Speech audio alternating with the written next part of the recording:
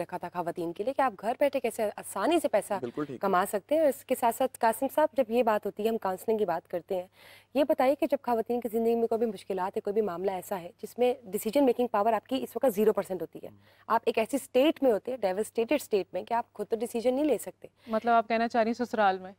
سسرال میں بھی ہو سکتا ہے, کہیں بھی ہو سکتا ہے. دیکھیے آپ کی لائف میں کوئی بھی پرابلم ہو سکتی ہے. ایسی سچویشن میں ایک عورت فائنینشیل کہہ رہی ہوں, پروفیشنل کاؤنسلنگ کیسے لے سکتی ہے, اس کی ہیلپ کیسے لے سکتی ہے, کیا کیا جائے؟ دیکھیں جی, دو چیزیں ہمیشہ دیکھنی چاہیے جو بڑی بنیادی ہیں, پھر تیسری چیز ساتھ میں جوڑوں گا. لیکن دو چیزوں میں پہلی چیز یہ ہے کہ جس سے آپ مشورہ لے رہے ہیں آپ کو پتہ ہونا چاہیے کہ وہ قابل ہے, رائٹ, یعنی اس کی قابلیت اس شعبے میں.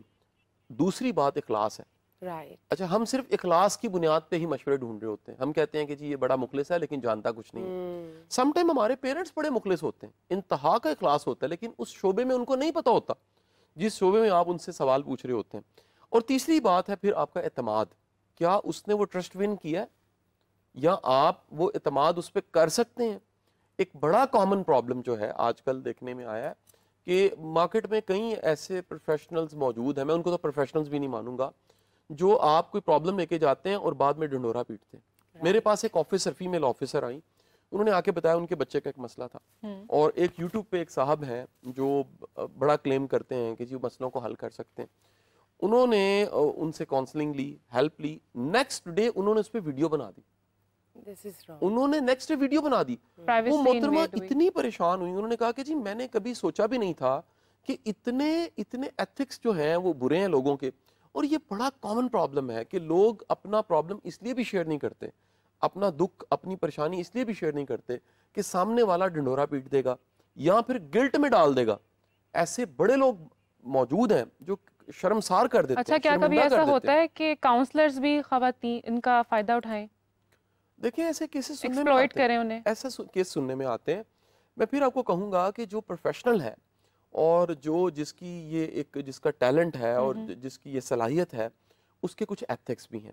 اور ایتھکس یہ ہیں کہ آپ پردہ داری رکھیں, ایتھکس یہ ہیں کہ کسی کو ایکسپلائٹ نہ کریں, ایتھکس یہ ہیں کہ آپ ذمہ دار ہیں. آپ دیکھیں اللہ کو آپ نے جواب دینا ہے کہ کوئی آپ کے پاس اعتماد کر کے رستہ پوچھنے آپ کے پاس آیا تھا اور آپ نے چارج کیا تھا, آپ نے پیسے لیے تھے اس چیز کے, تو پھر آپ پہ لازم ہے کہ آپ اس کی پردہ داری بھی رکھیں اور اس کو بتا سکیں. ایک بات میں ایڈ کرتا جاؤں کاؤنسلرز کے لیے, کوچ کے لیے, دیکھیں اگر آپ کو کچھ نہیں پتا تو آپ کہیں کہ یہ میرا شعبہ نہیں ہے.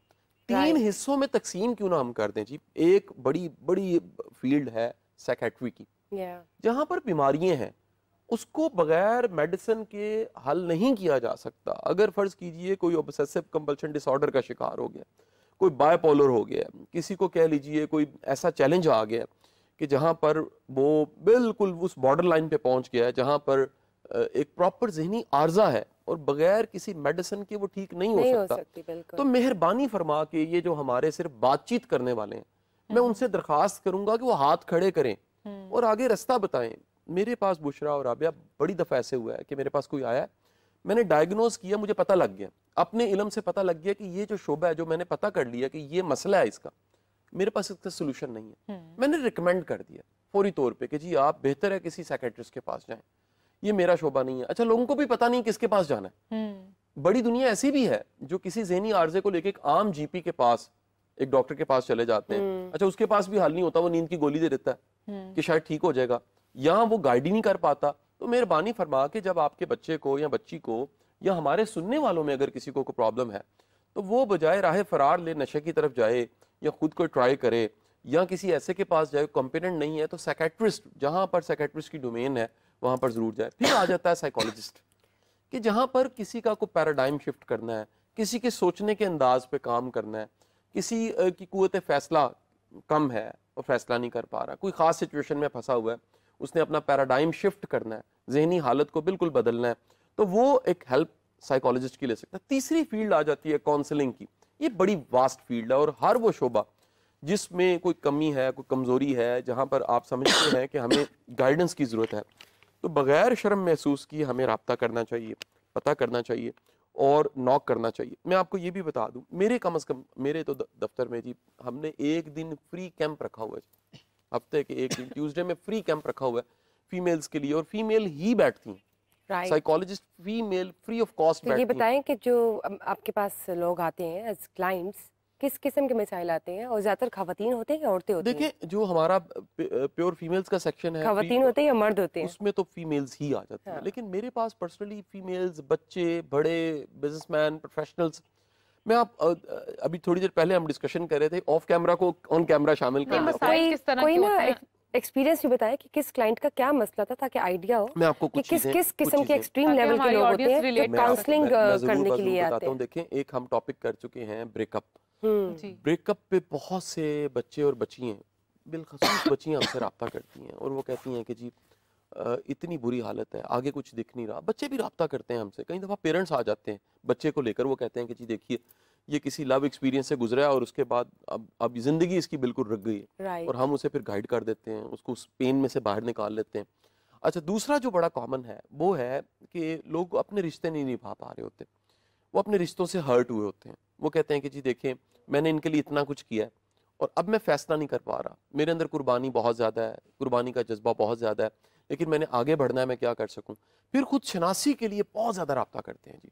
वो कहते हैं हमें पता नहीं लग रहा हमने करना क्या है, पेरेंट्स हमारे ये चाह रहे हैं, हम ये करना चाह रहे हैं। बाज़ औक़ात पेरेंट्स आ जाते हैं कि जी हमारी ख्वाहिश है कि बच्चा डॉक्टर बने या बच्चा जो है वो मिलिट्री को ज्वाइन करे, लेकिन जब हम उसकी पर्सनैलिटी को समझते हैं और हमारे पास प्रॉपर एक्सपर्ट्स हैं इसके, जो बताते हैं कि पर्सनैलिटी टाइप क्या है, MBTI जिसको कहते हैं, बिल्कुल वो टाइप्स बताते हैं कि जी इसकी टाइप्स ये, और हमने बेशुमार तरह का कंटेंट मटेरियल रेडी करके रखा हुआ है बच्चों के लिए, यंगस्टर्स के लिए।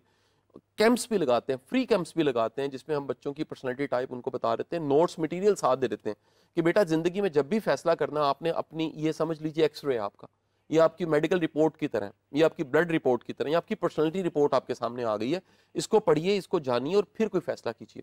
फिर सिचुएशन आ जाती है बाज़ औक़ात कि कोई बिजनेस में कोई चैलेंज ऐसा है जिसमें कोई ह्यूमन रिसोर्स मैनेज करना, कोई हायरिंग में चैलेंज आ रहा है। बिल्कुल सही बात। अच्छा, हमारे यहाँ क्योंकि सेट बेस्ड बिजनेस है, हमारे यहाँ सिस्टम्स नहीं बने हुए, तो बड़ी दुनिया आ जाती है, वो अपनी पॉलिसीज को डिस्कस कर लेती है, वो पूछने लग पड़ते हैं कि जी बताइए हम ये पॉलिसीज, या बाज़ औक़ात कनेक्ट करना होता है। बिल्कुल सही, कनेक्टर्स का रोल बड़ा इंपॉर्टेंट होता है कि वो कहते हैं कि सर आप बताइए हम कहाँ से एक्सपर्ट्स ढूंढें।